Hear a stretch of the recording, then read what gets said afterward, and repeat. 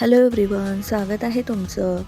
आम्हाला तुमच्या सपोर्टची गरज आहे. प्लीज आमचा व्हिडिओ पूर्ण पहा. कसा वाटला कमेंट करून सांगा. लाईक करा, शेअर करा, चॅनलला सबस्क्राईब करा. इथं बघा, पप्पांनी चुकून पाय दिला होता, तिथं साप होता. अचानक पाहिल्यावर सगळेच घाबरलो.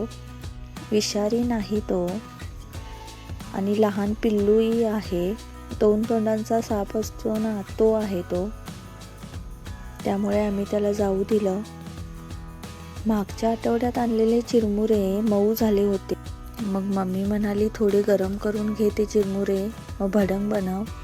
आता मी इथं भडंग बनवत आहे. त्यासाठी मी तेल घेतलं आहे. सिंपल साधा भडंग बनवणार आहे.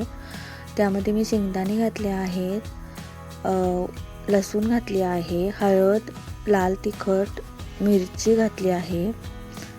व जे चिरमुरे होते मऊ झालेले ते यामध्ये घालणार आहे. गरम गरम आपण जो भडंग खातो ना, त्याची चव वेगळीच असते. मम्मी आमची लहान असल्यापासून आम्हाला भडंग बनवून द्यायची. गरम गरम असतानाच त्यावर कांदा, कोथिंबीर घालून. आमच्याकडे तरुण भारत पेपर यायचा. त्या पेपरचे 4 भाग करायची. प्रत्येकाला त्या पेपरवर घालून भडंग द्यायची. त्यावर कांदा टाकायची, कोथिंबीर टाकायची. आणि मी मम्मीसाठी आज तशीच भेळ बनवून देत आहे. बाहेर छान पाऊस लागत आहे. संध्याकाळची वेळ आहे. गरम गरम भडंग खायचा, गरम गरम चहा प्यायचा. गावाकडील निवांत क्षणांपैकी हा एक क्षण. हा आपला साधा सोपा सिंपल भडंग शक्तीलाही आवडतो, त्यामुळे तीही आली आहे. ती शेंगदाणे उचलून खात आहे. मम्मी म्हणत आहे खूपच छान झाला आहे. वातावरण पहा किती छान आहे.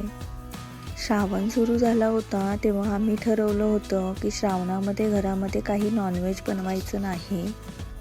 पप्पाही यासाठी तयार झाले होते, पण त्यांना बांगडे खायची इच्छा झाली की काय माहिती. मम्मीला न सांगताच त्यांनी बाजारातून बांगडे घेऊन आले आहेत. मग त्यांच्यापुरतंच कालवण बनवायचं ठरवलं. त्यासाठी हा मसाला भाजून घेत आहे. 1 चमचा धने घेतलेले आहेत, 1 चमचा पांढरे तीळ, अर्धा चमचा जिरे घेतलेले आहेत, सुकं खोबरं घेतलेलं आहे, लसूण, आलं, कोथिंबीर घेतलेली आहे व त्याचे वाटण बनवून घेतलेले आहे. इथे पहा, मम्मी बांगडे साफ करत आहे. हे 4 बांगडे आहेत, समुद्राचे आहेत. आता श्रावण संपला ना की सारखे हे बांगडेच येतात आमच्या इथे. दिवसातून 4-5 फेऱ्या असतात त्या बांगडेवाल्यांच्या. सकाळी 6 वाजल्यापासून सुरू होतात. काही लोक सकाळच्या जेवणासाठी बनवतात, काही लोक दुपारच्या जेवणासाठी, काही रात्रीच्या जेवणासाठी बनवतात. त्या वेळेनुसार ते येतात. ज्यांना हवे असते तेव्हा ते घेतात. बांगडे धुताना 2 माणसं लागतात, एक साफ करणारा व एक वरून पाणी ओतणारा. लहान असल्यापासून मी बांगडे साफ करताना पाणी ओतते. म्याऊ बघा आली आहे. माझी दीदी मला सांगायची की मांजरं पीस म्हटल्यावर काय येतात, कारण त्यांना फिश आवडतात. मग ते ओरिजिनल शब्द फिश असा आहे. मग आपण पीस म्हटल्यावर मांजराला वाटतं की आम्ही त्याला फिश देणार आहोत, म्हणून ते पळून येतं, असं माझी दीदी मला लहान असताना सांगायची. ते खरं की खोटं आता दीदीलाच माहिती.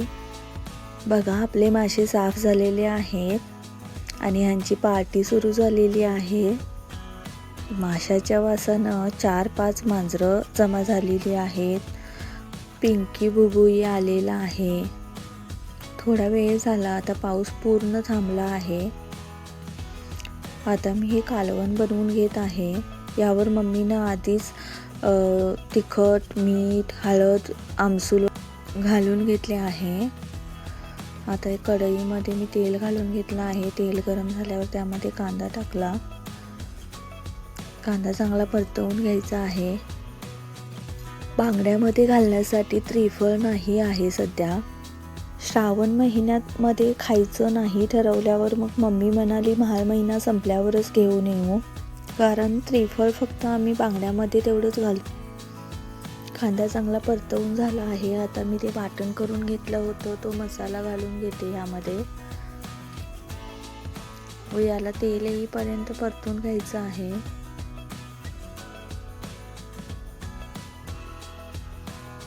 मसाला शिजेपर्यंत तुम्ही आमच्या चॅनलला सबस्क्राईब करून घ्या. मी यामध्ये थोडं पाणी घातलं आहे. मसाला शिजवून घेणार आहे व त्यामध्ये बांगडे टाकत आहे. आता बांगडे शिजायला जास्त वेळ लागत नाही, एका उकळीमध्ये शिजतात ते.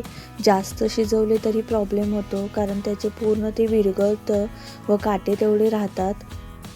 बघा आपलं बांगड्याचं कालवण तयार आहे. चांगलं हलवून घेत आहे. थँक्यू सो मच आमचा व्हिडिओ पाहिल्याबद्दल. थोडा वेळ मी शिजवणार आहे. हे असंच जाळ ठेवणार आहे कारण पप्पा एकटेच खाणारे आहेत. थँक्यू सो मच आमचा व्हिडिओ पाहिल्याबद्दल. तुम्हाला आमचा व्हिडिओ कसा वाटला कमेंट करून सांगा. लाईक करा, शेअर करा, चॅनलला सबस्क्राईब करा.